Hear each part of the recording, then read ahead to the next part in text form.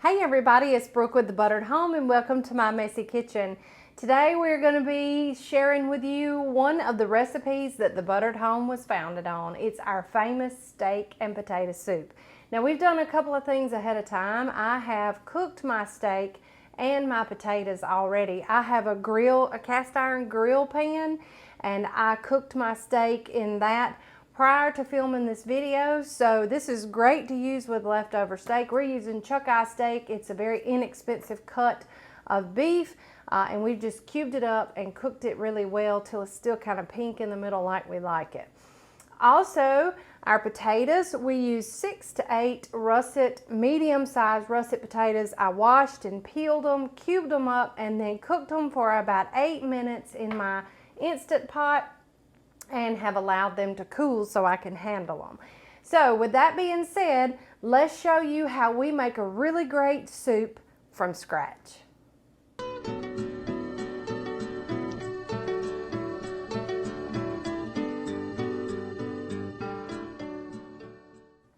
All right, to a large stock pot, I'm going to add in, and I've got my heat on already on about medium-high, I'm going to add in about 2 tablespoons of butter and 2 tablespoons of olive oil. So we've got 4 tablespoons of fat going in, which is just how we like this to get it started. We'll be using our white roux base for this recipe, just like we do all of our other soups and stews. And I'm just going to wait on that butter to melt just a bit before I start adding in the components of the white roux. The white roux base gives it a smooth, creamy texture, and it thickens everything so that you don't have to use heavy whipping cream in this. You can use regular milk. You can even use 2 or 1% milk in this. All right, so once we get those things to melt, now we're going to start making our roux. We're going to add in, and this is going to be an onion-based roux because I like to brown my onions for the soup inside the roux. So I've got about 1/4 cup of diced red onion. You can use red, you can use white, you can use yellow. It really doesn't matter. So we're just going to sweat those onions out in that butter and olive oil for just a minute. Then we're going to add in a little bit of salt and a little bit of pepper. I like to season in layers when I do soups and stews. So we add just a little bit at a time, probably about 1/4 teaspoon or less each time we add it. All right, so now we're going to add in about a tablespoon of minced garlic.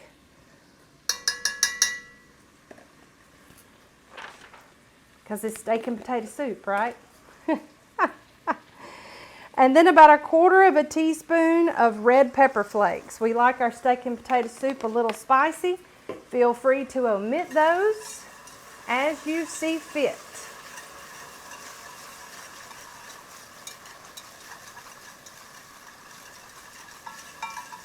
All right, those onions are really starting to sweat out.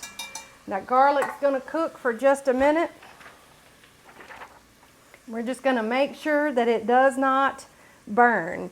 Once we start to smell the garlic, then it's cooked nice and fragrant, which is about what we want. Now we're going to add in our thickening agent, which is 2 to 4 tablespoons of plain flour. And we're going to start on the lower side. And then I have a paste. You can add a little bit more. But just as long as you have where you see where most of that oil is taken up by the flour, then that is your roux base. All right, we're going to let that cook for just a minute and let that flour taste cook out of that roux base. And where it no longer tastes like flour. Next, I'm going to get my potatoes on deck.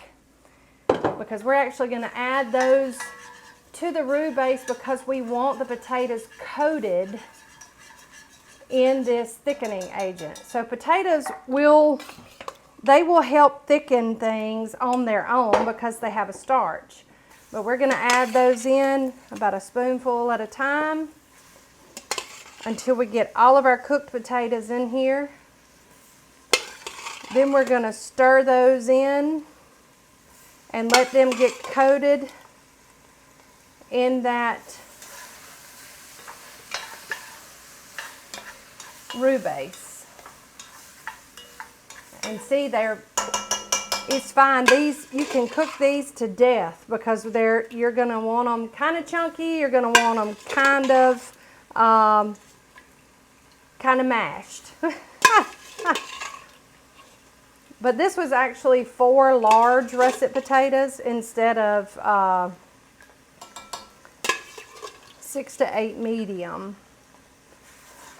So you'll know. I mean, the thing about the measurement for the potatoes and everything else is that you just kind of have to eyeball it. Really what you want to have, make sure you have plenty of, is going to be your cooking liquid. All right, so we've added those potatoes in, and we've got them coated well with that flour mixture. I'm just going to set them to the side, set my spoon to the side, and then I'm going to add in 2 cups of my potato water and just stir that in. And I'm going to scrape the bottom of the pan so that it can deglaze all of the bits of flavor that I just added in. Okay, now I'm going to lower my heat to medium-low because I'm rocking and I'm rolling.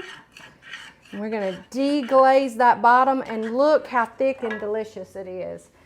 So now what we want to do is we want to add in our milk slowly, and we're doing about 2 cups of it. And that's going to slow down that cooking process, but it's also going to help to thicken the soup as well. So again, every time you add liquid, you just want to use your whisk or spoon and make sure that you scrape the bottom really well, because you want all that is on the bottom of the pan is flavor. Now our heat is still on medium, and soon this is going to come back up to a boil. And when it does, it'll start to thicken, and you can help things along with your whisk. And that whisk will also help thicken the soup as it distributes that roux throughout. And remember, it's on those potatoes, and we added the starchy potato liquid as well. So all this happens pretty fast. You don't have to have a whole big long simmer time either. Now, once that happens, we're only going to let this simmer about 15 minutes on low. You can do one of 2 things before you add your steak in. You can pop an immersion blender in there and make it smooth. We like ours kind of chunky. So I've done it both ways, and it's delicious either way. If your soup is not very thick and you wanted to thicken it, if you can pop it into a blender or use an immersion blender, that will help thicken it. But don't forget, when we add the cheese, that's also going to help thicken the soup. All right, so what I'm going to do, since I'm leaving this kind of chunky, we're not going to run the blender through it, so I'm going to just skip to the next step. I can't even talk.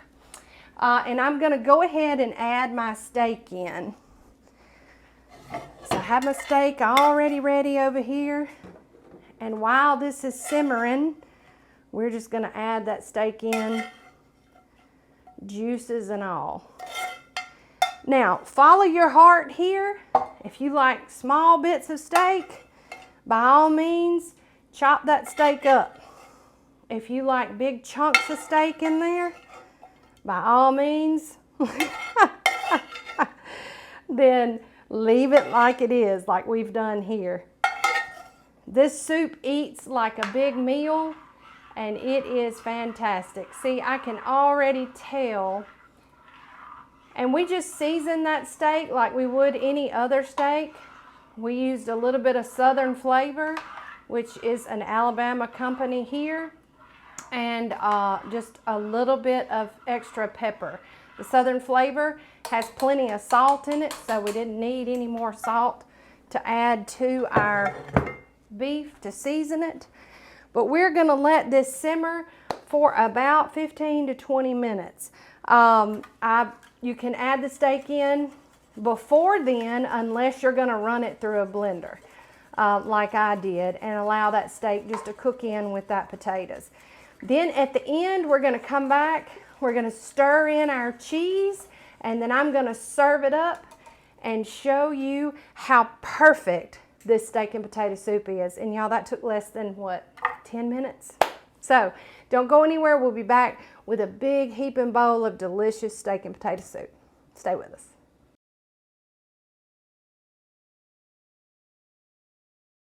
Okay, we are back. We have finished about a 10 to a 15 minute cook time. Mine got thick kind of fast, so I took it off the heat immediately. And let's show you what it looks like.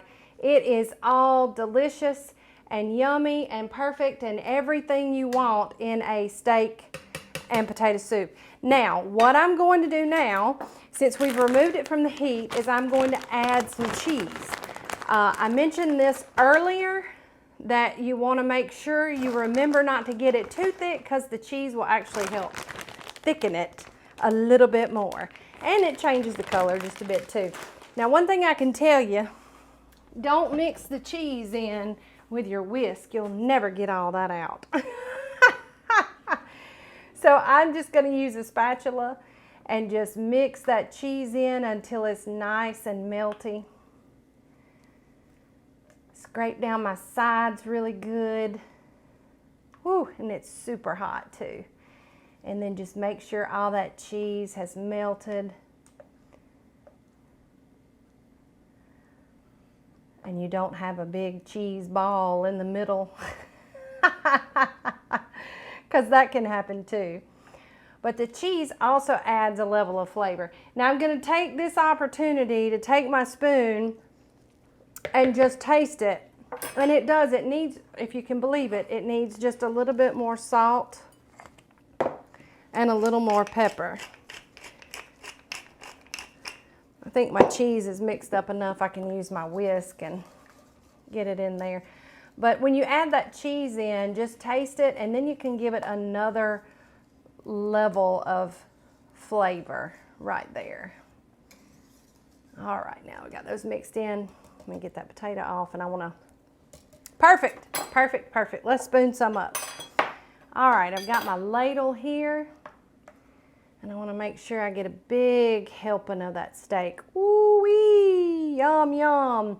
Now you can take this and you can garnish it with some green onions, or you can take just a little bit of parsley and pop it over the top just like that, and it is perfect. Perfect steak and potato soup. You have a great big old thick bite of it right there. All right, so let's taste it. I'm having to refilm the end again because I messed up and didn't swap my camera.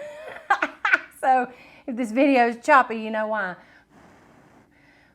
The things I do for the love of y'all. It's hot, but we're gonna try it anyway. Velvety, smooth, perfect garlic, potatoes, cheesy. And look, let's be honest, you don't even really need the steak. Just the soup alone, it's perfect, just as it is. And I have done ham with this too. So good. This recipe, like all of our others, can be found over at thebutteredhome.com. We have a nice printable free recipe with plenty of room for notes where you can make this recipe your own. We would love it if you gave us a visit over there. And as always, make sure you're following us on all of our social channels. We have a real good time and we want you with us wherever we are. Also, if you're not already, make sure that you're following us on YouTube. Head over to YouTube for all of our videos in one convenient place. Millie's got me off track. She's whining at her daddy out the window. All of our videos in one place. Head over to YouTube, search for The Buttered Home, and when you find us, make sure you hit that subscribe button and ding the bell so that you can be notified when we drop new videos like this one.